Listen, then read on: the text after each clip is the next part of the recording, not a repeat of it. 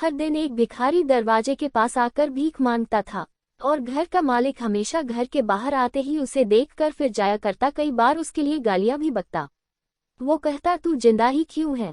पूरी जिंदगी ऐसे ही भीख मांगेगा क्या? धरती का बोझ क्यों बना बैठा है?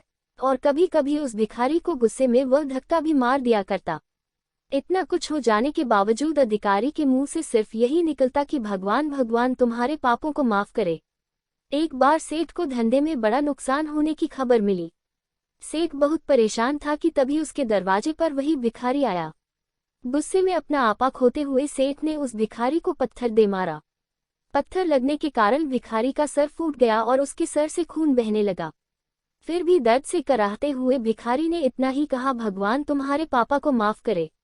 भिखारी वहां से चला गया। सेठ सोच में पड़ गए, भिखारी को पत्थर मारा फिर भी उसने सिर्फ प्रार्थना की।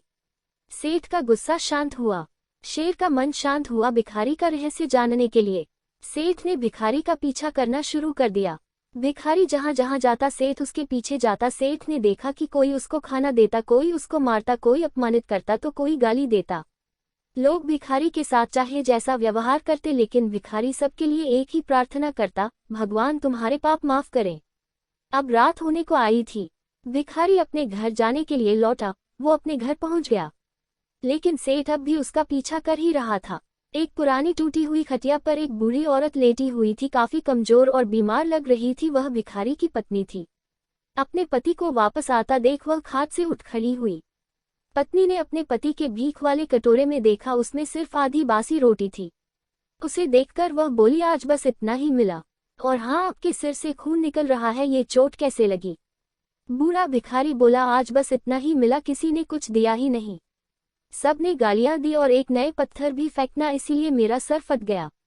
एक गहरी ठंडी सांस लेकर बूढ़ा भिखारी फिर से बोला, यह मेरे ही पापों का फल है। तुम्हें याद है कुछ सालों पहले हम कितने अमीर थे? क्या कुछ नहीं था हमारे पास? हमारे पास हर चीज जरूरत से ज्यादा थी, लेकिन हमने कभी दान नहीं किया। और उससे भी बुरा हमने उस अंधे भिखारी के साथ किया जो हमारे द्वार पर भीख मांगने आया करता था। बूढ़ी पत्नी की आंखों में आंसू आ गए। वो बोली, हाँ, हम उस बेचारे अंधे के साथ बहुत बुरा करते थे। उसका अपमान करते थे, उसे खाने के लिए रोटी की जगह कागज दिया करते, उसका मजाक उड़ाया करते और कभी कभी मारा भी करते।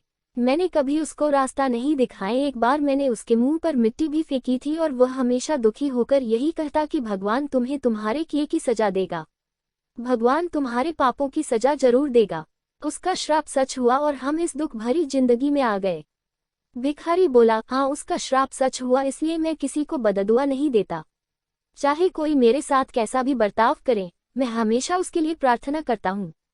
मैं नहीं चाहता कि कोई भी हमारे जैसे जिंदगी का अनुभव करे, किसी को भी हमारे जैसे दुखों का सामना करना पड़े। वो नहीं जानते कि वह कितना बड़ा पाप कर रहे हैं, इसलिए अनजाने में हुए पाप की ऐसी सजा किसी को भी मिले, मैं नहीं चाहता। सेठ वहीं पर छुपकर यह सारी बातें सुन रहा था। अब उसे सब कुछ समझ में आ गया था। भिखारी और उसकी पत्नी ने वह आधी रोटी मिल बांट कर खाएं और भगवान को धन्यवाद बोलकर सो गए। अगले दिन बड़ा भिखारी फिर से भीख मांगने गया। सेठ के घर के पास जाते हैं। सेठ ने पहले से गरम रोटियां उसके लिए निकाल कर रखी थी। उसे देते हुए सेठ विनम्रता से बोला, माफ कर दीजिए बाबा, उसे बहुत बड़ी गलती हो गई। बूढ़ा भिखारी बोला, भगवान तेरा भला करे। इतना कहकर वह आगे निकल गया।